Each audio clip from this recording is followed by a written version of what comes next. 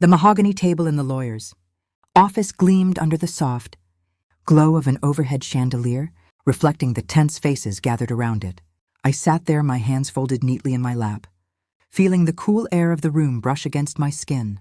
The lawyer, Mr. Hargrove, a man with a deep baritone voice that commanded attention, cleared his throat as he adjusted his glasses and began reading the last will and testament of my grandfather, Ezra Sterling. At first, the words blurred together, legal jargon about properties, trusts, and foundations. But then came the part that shattered. The fragile composure in the room. Mr. Hargrove announced the substantial bequest to my sister, Veda, a cashier, his check so large it could buy a mansion in our upscale neighborhood. My parents' faces lit up. My father, always the stoic one, allowed a rare chuckle to escape, and my mother joined in with that light, triumphant laughter that I knew all too well. They handed the check to Veda across the table, their eyes sparkling with pride. Veda, with her perfect posture and polished smile, accepted it graciously, murmuring a soft, "Thank you." No one looked at me. Not yet. Then the lawyer slid something toward me. Not a check, not a document of value, just a single crisp dollar bill. It landed in front of me with a soft whisper against the wood, mocking in its simplicity. My father met my eyes for the first time that day and said, without a trace of remorse, "Go out and build your own kingdom, Sable." His voice was steady, almost encouraging, as if this were tough love, a lesson in self-reliance. My mother smiled beside him, a smug curve to her lips that said everything her words didn't. Some seeds just don't take root. She looked pleased, as if this disparity was justified, earned. Veda didn't protest. She rarely did when it came to family dynamics that favored her. The room fell into a heavy pause, but no one dissented. No one spoke up for me. I remained silent, my hands resting flat on the table, feeling the grain of the wood under my palms. The lawyer hesitated, his fingers lingering on a sealed envelope. "There's this," he said quietly, sliding it toward me. "Addressed solely to Miss Sable Sterling from Mr. Ezra Sterling." The mention of it paused the proceedings.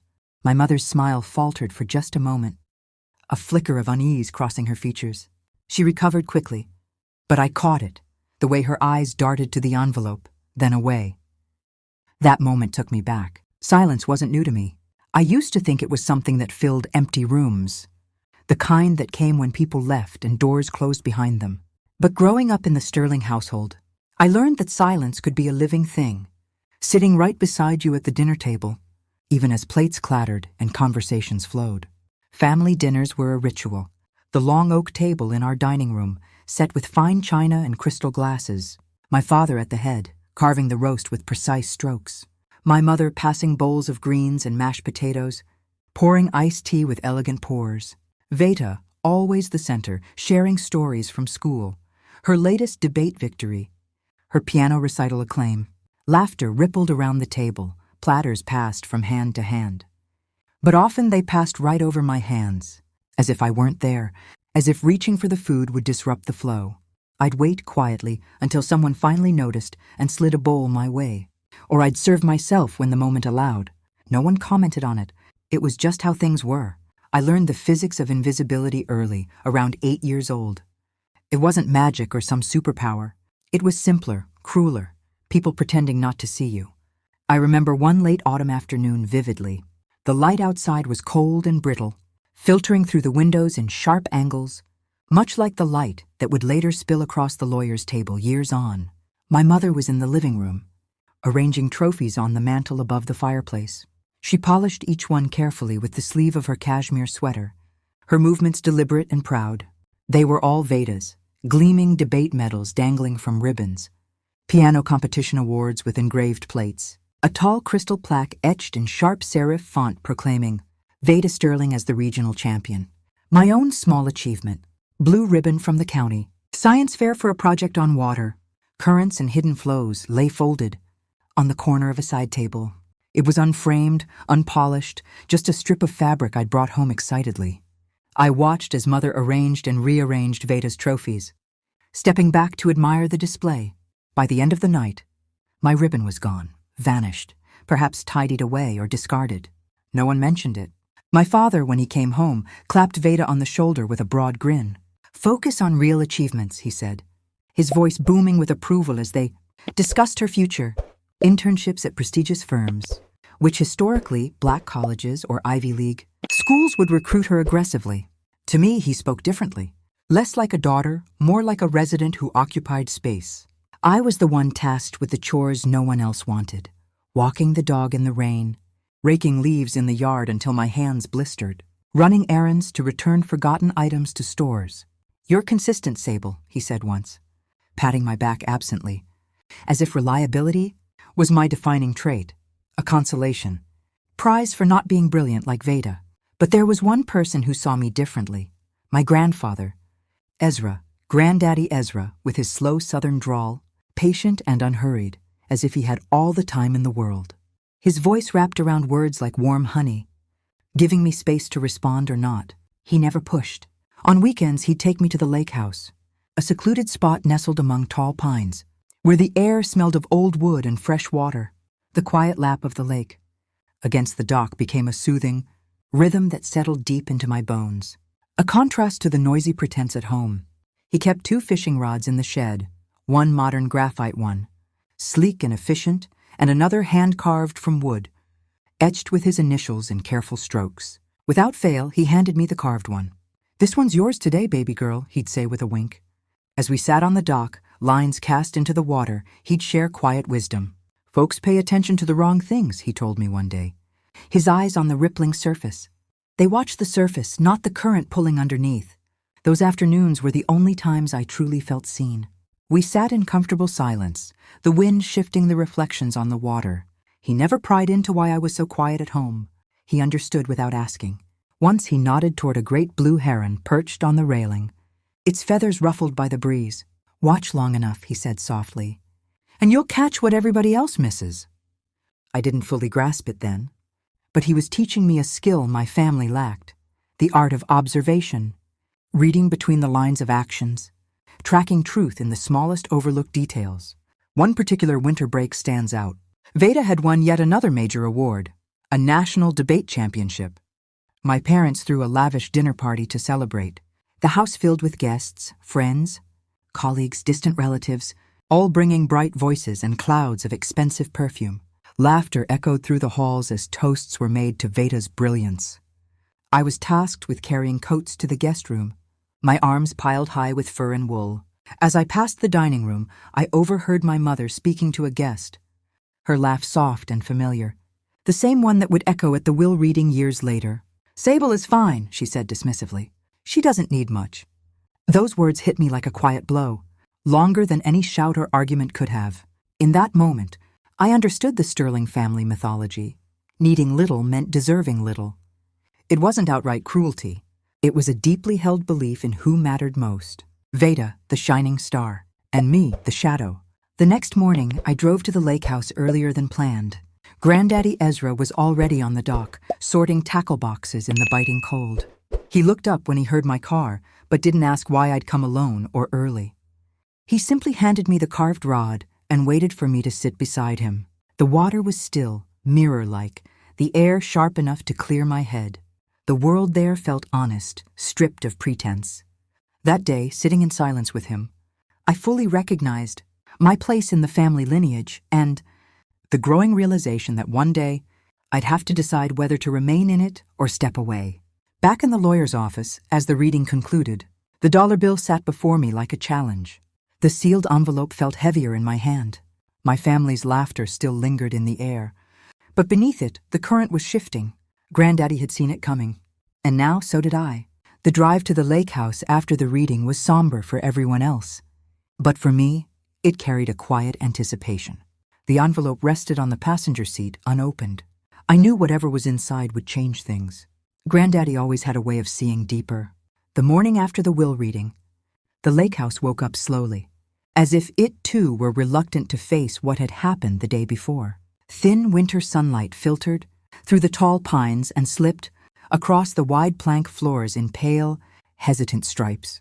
I stood by the large picture window in the living room, watching frost melt in delicate rivulets along the deck railing outside.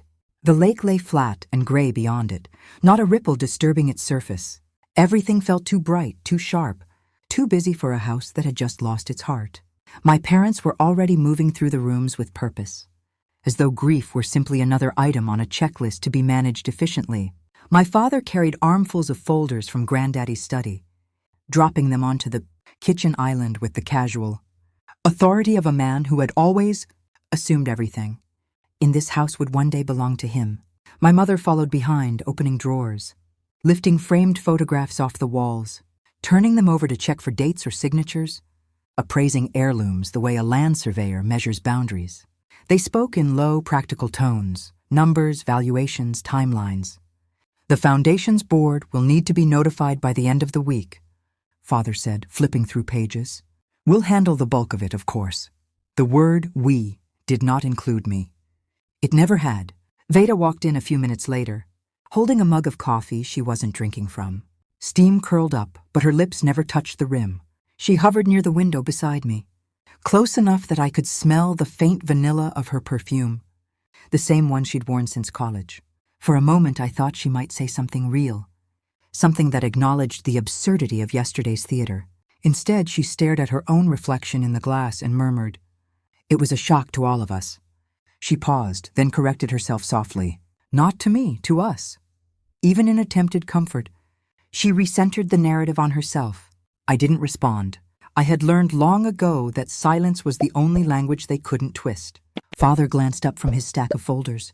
Your sister will manage the bulk of the responsibilities, he said to Mother, as if I were not standing 10 feet away. His gaze slid past me the way one looks past a coat rack or a piece of furniture that has always been there, useful perhaps, but not worth acknowledging. Mother was sorting through a small pile of envelopes on the counter. When she reached the items left for me, the $1 bill, the sealed letter from Granddaddy, and a small brass key, her fingers paused. The silence in the room thickened, heavy and sudden. She didn't look up, but her voice cut through it anyway, cool and final. Go out and earn your keep, Sable. No heat, no hesitation. Just a verdict delivered like a closing argument. Veda shifted her weight uncomfortably, eyes on the floor. Father pretended to reread a document, lips pressed thin. The only other sound was the distant creak of the dock shifting in the cold water outside. I felt my hand tighten around the sealed envelope. Its weight suddenly seemed heavier than every check, every trust, every property they had claimed for themselves. For the first time, I understood something clearly. They weren't merely ignoring me. They were erasing me line by line, assumption by assumption, and they fully expected me to accept the edit. I didn't answer. I didn't need to. Instead, I turned and walked out of the kitchen, down the hallway and out the front door without a word. No slammed doors, no dramatic exit, no goodbyes. Just the soft click of the latch behind me. The air outside had a thin, knife-sharp edge that steadied me as I crossed the gravel drive to my car. I tossed the sealed envelope onto the passenger seat and started the engine. Every mile I put between myself and the lake house loosened. The grip of their voices a little more. The pines blurred into a gray-green wall on either side of the winding road. And by the time I reached the ridge overlooking the valley, I could breathe again. I drove to a small bed and breakfast, I remembered, a quiet place called Ridge Haven, tucked off the main road where Granddaddy and I had once stopped for hot cocoa on a snowy afternoon years ago. The owner, Ms. Pearl, a silver-haired woman with kind eyes and a voice like warm maple syrup, recognized me the moment I stepped inside. Sable Sterling, she said softly, no surprise in her tone. Been a while? I nodded. I need a room for a few days. She didn't ask why. She simply reached for a key on the hook behind her and pointed me toward the corner. Room on the second floor. Quietest one we got. Overlooks the garden. It was a gift, really. 4 walls and a locked door that demanded nothing of me. No expectations. No performances. Just space. Inside the room, sunlight slanted through lace curtains onto a small writing desk by the window. I set my notebook down, shrugged off my coat, and finally sat to open Granddaddy's envelope. My fingers trembled only slightly as I broke the seal. Inside were 3 things. A short letter in his familiar looping script, a small brass key identical to the one already in my possession, no, a second key, a string of numbers written in careful block digits, and beneath them a single line. Start where the truth first bent. No further instructions, no explanations, just enough to pull me toward the shadows he had always hinted at but never fully named. I read the letter 3 times, tracing every curve of his pen. Then I opened my notebook to a fresh page and copied the numbers down. They looked random at first glance. Dates, perhaps, or account references, or ledger entries. I tried every pattern I could think of. Birth dates, anniversaries, property valuations, tax years. Nothing fit perfectly until I arranged them as routing and account sequences linked to the old family firm Granddaddy had founded decades ago. The columns aligned only if you understood why someone would hide certain payments and inflate others. And slowly, painfully, I did understand. I booted up my laptop and began the work I knew best: quiet, methodical, precise. I accessed archived documents from the firm's public filings, cross-referenced them with county records, traced the flow of money that never quite matched the official timelines. When something didn't add up, I highlighted it in yellow. When a pattern repeated, I boxed it in red. Hours slipped by unnoticed.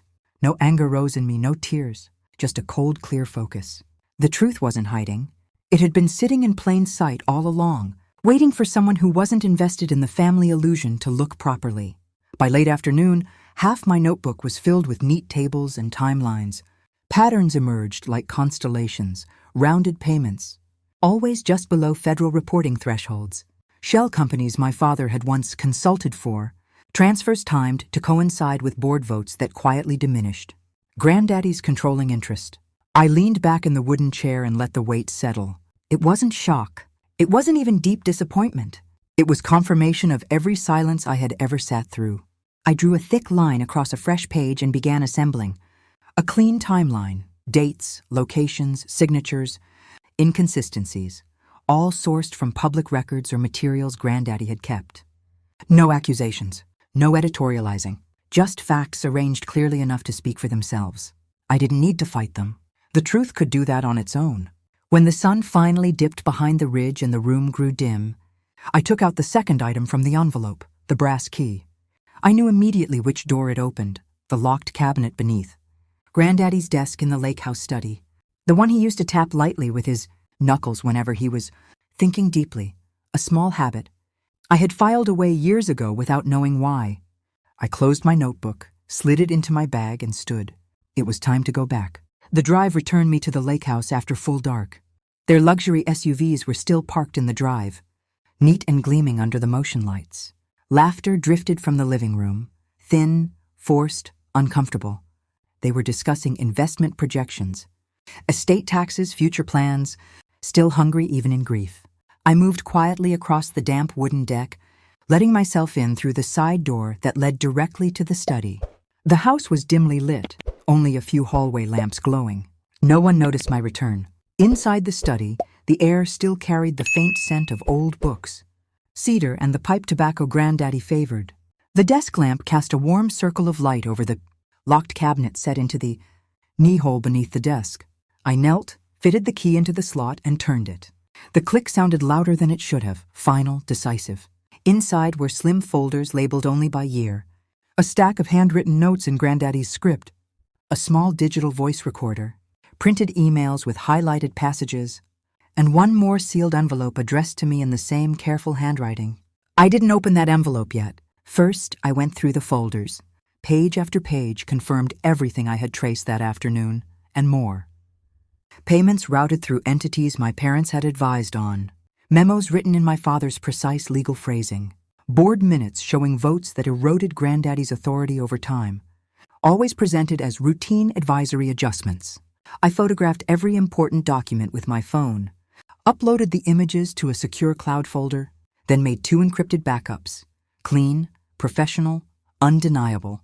In the far corner of the study, half hidden in the wood grain of a bookshelf, I noticed something I had never seen before, a tiny camera lens, no bigger than a shirt button. Granddaddy's letter had mentioned nothing about it directly, but one line echoed in my mind. Truth is only effective when the right people see it. The lake house had been watching, recording, waiting. I stood slowly, letting the revelations settle like dust in still air. This wasn't about revenge. It never had been. It was about stewardship of a system Granddaddy had built, now placed gently but firmly into my hands. I closed the cabinet, locked it again, and slipped the key into my pocket. Then I walked back toward the hallway. My mother's voice rose from the living room, crisp and confident. Sable will stay out of this. She never had the head for complex matters. I paused in the shadows, unseen. Their conversation continued, assumptions piling on assumptions, unaware that the walls had finally begun to listen. I turned and walked back into the study. I wasn't here to be included this time. I was here to finish what he started. Later that night, alone again in my room at Ridge Haven, I opened the final envelope from the cabinet. Inside was a single sheet. Sable, if you've come this far, you already know what to do. Trust the quiet. It has always been your strength. The rest is timing. All my love. Granddaddy. I folded the note carefully and placed it between the pages of my notebook. Outside my window, the ridge was black against a star-filled sky. Somewhere beyond it, the lake house slept under the watchful eye of its hidden sentinel. Tomorrow would bring the reckoning. But tonight, the silence felt different. Protective, almost sacred. I turned off the light and let it wrap around me like a promise kept. Morning light slid across the wide plank floors of the lake house in a thin, cold line, as if the sun itself were hesitant to fully enter the room.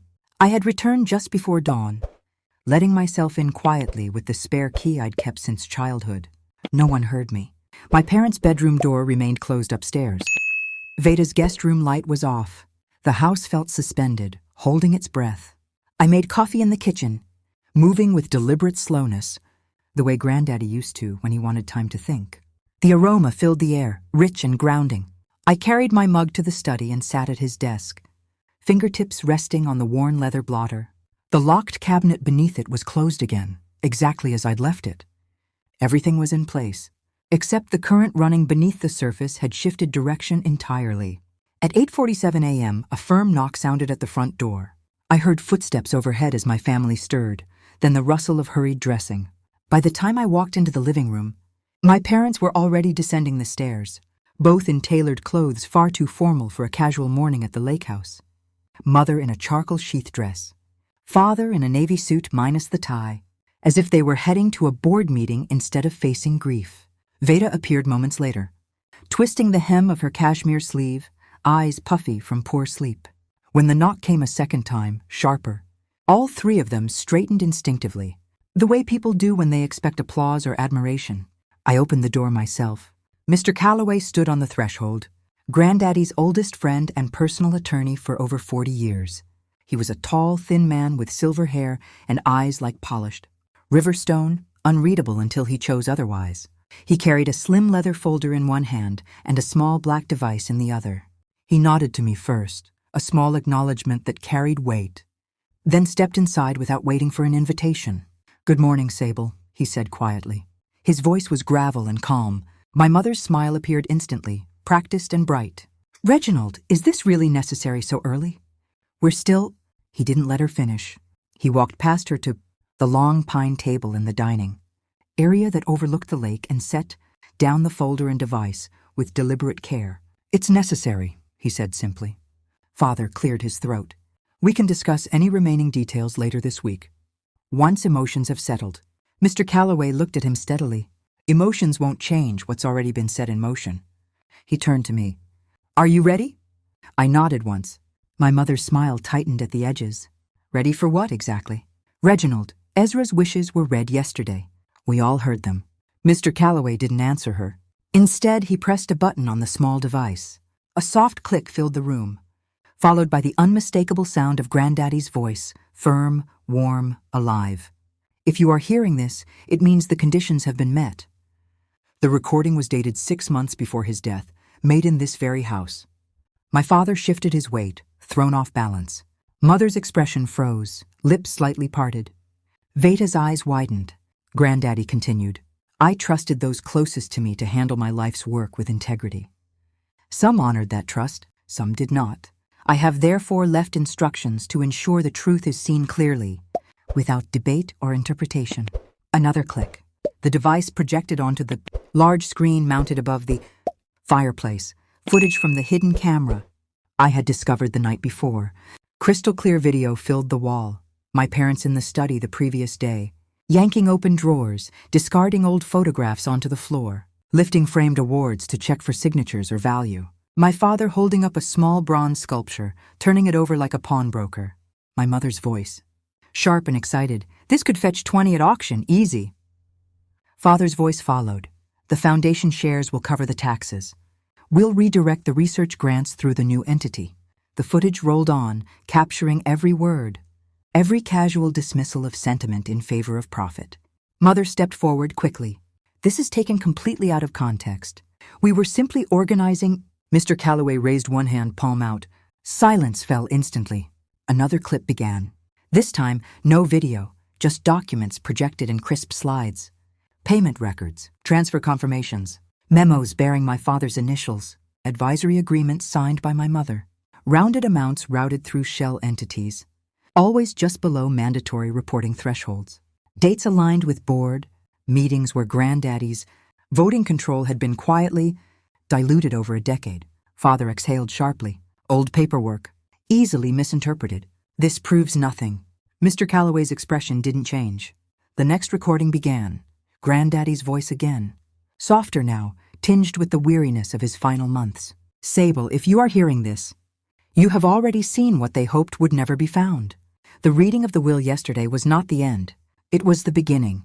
Everything that comes next depends on what you choose to do with the truth that was buried.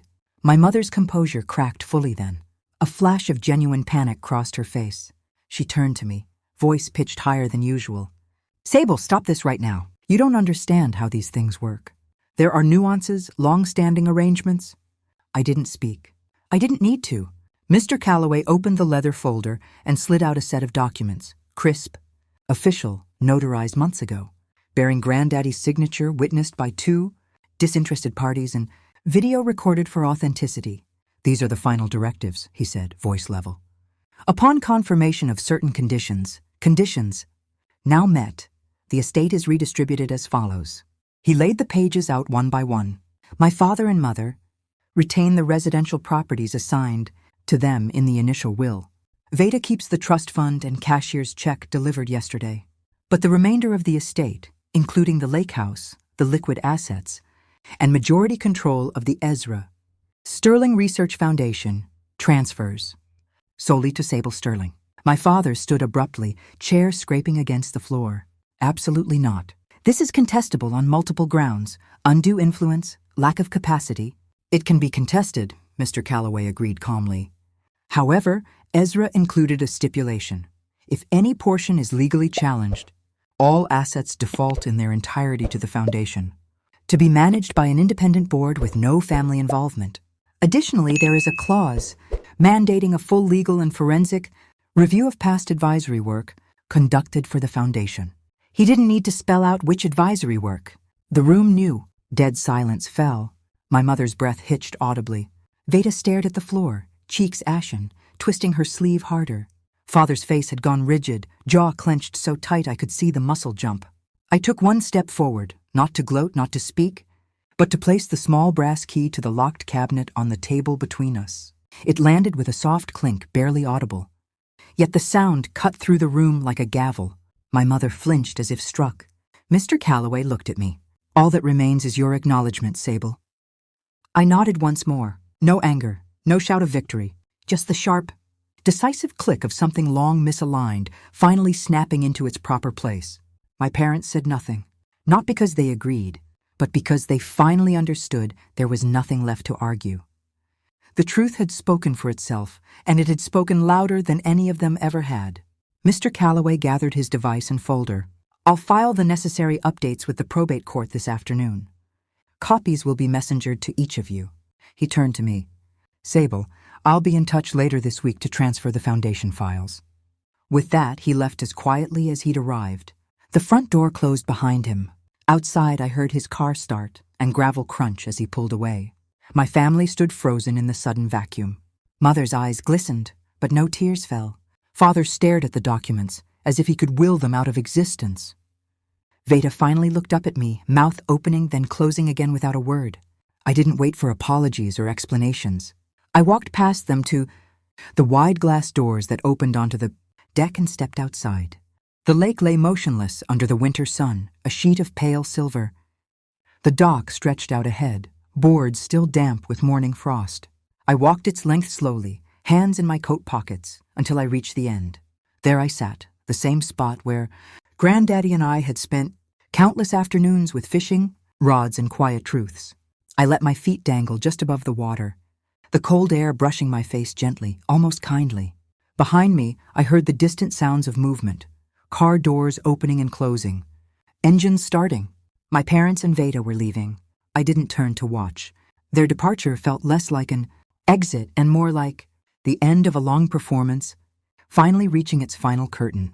The SUVs pulled away one after the other, tires quiet on the gravel. The house fell silent. I stayed on the dock a long time. The mist that had hovered over the lake all morning began to lift, revealing the far shore in soft focus. A single heron lifted off from the reeds on the opposite bank, wings beating slow and steady until it disappeared into the pines. Granddaddy's voice echoed in my mind, gentle as ever. Still water tells the truth. Baby girl, if you know how to listen. For the first time in months, maybe years, I listened without straining. No echoes of my mother's dismissive laughter. No sharp corrections from my father. No forced, centering comfort from Veda. Just the soft lap of water against the pilings and the steady rhythm of my own breathing. I didn't replay the scene inside. I didn't wonder if they felt guilt or loss or fury. Their reactions were no longer weights I had to carry. The documents, the recordings, the truth. They had done their job cleanly and completely. What remained now belonged only to me. A thin strip of sunlight broke through the clouds and laid a path of gold across the water. Stretching all the way to where I sat, it felt warm on my face, patient, like an invitation long extended and finally accepted. The silence around me didn't feel empty anymore. It felt earned, full, mine. I sat there until the sun climbed higher, and the frost melted completely from the deck rails. Then I stood, brushed off my coat, and walked back toward the house. There was work to do, the foundation, the research grants. The future Granddaddy had protected for someone who would honor it properly. But for now, the turning of the tide was complete, and it had been quiet. It didn't need to be anything else. The lake house settled into a new kind of quiet after they left. Not the strained, watchful silence I had grown up with, but something deeper, clean, unburdened. Like the hush that follows a long overdue rain. I stayed behind alone, letting the rooms breathe again. The air still carried faint traces of cedar, old books, and the ghost of Granddaddy's pipe tobacco. But the sharp edges of my parents' voices and Veda's careful footsteps were gone. The house no longer had to pretend. I walked through each room slowly, not to claim anything, but to listen. In the kitchen, sunlight poured across the pine table where we had once eaten family dinners. That always left me half full. I opened the fridge and found it stocked the way Granddaddy liked, simple things. Fresh eggs from the local farm, a jar of fig preserves, a block of sharp cheddar. Nothing ostentatious. I made myself a sandwich and ate it standing at the counter, tasting the quiet more than the food. Afterward, I carried a mug of coffee out to the deck. The frost had melted completely now, leaving the boards dark and slick. Midday light sparkled on the lake, turning its surface into a sheet of hammered silver. A light breeze moved through the pines, whispering the way it always had. I leaned against the railing and let the warmth of the mug seep into my hands. For the first time, I allowed myself to feel the full weight of what had just happened. Not triumph, something quieter, closer to relief. The dollar bill, the laughter at the will reading, the years of being passed over like an empty platter, they hadn't broken me. They had simply taught me how to see beneath surfaces, the way Granddaddy intended. I thought about the foundation waiting for me now. The Ezra Sterling Research Foundation had been his life's proudest work. Grants for young scientists from overlooked communities, funding for projects too risky or too niche for corporate backers, scholarships that didn't care about debate trophies or perfect transcripts. He had protected it the only way he knew how, by betting on the one person in the family who had never tried to take more than her share. I would honor that, not out of duty, but because it felt right. The work would be hard, board meetings, budgets, proposals, but it would be honest. And honesty, I was learning, was a kind of freedom I had never been allowed before. Later that afternoon, I returned to the study. The desk lamp still cast its warm circle of light over the locked cabinet, now empty of secrets. I sat in Granddaddy's leather chair, the one that had always seemed too big for me as a child. It fit differently now. I opened my notebook to a fresh page and began making lists. People to call, documents to request, priorities for the Foundation's next grant cycle. Practical things, grounding things. But halfway down the page, I paused and wrote something else instead. A letter. I wasn't sure I would ever send. To my parents and Veda, I don't write this to hurt you further. What happened today wasn't punishment. It was consequence, plain and simple. You built a story about who mattered most, and you lived inside it so long you forgot other people were real. I was real. Granddaddy was real. I don't need apologies. I don't need explanations. I just needed the truth to be seen, the way he needed it to be seen. I hope one day you can sit with what you did, not to drown in it, but to understand it. Maybe then the silence between us won't feel like a wall anymore. Until then, I'll be here, doing the work he trusted me with. Sable. I read it once, folded the paper, and slipped it between the pages of my notebook. Maybe I'd mail it. Maybe I'd burn it on the dock some evening. It didn't matter. Writing it had been enough.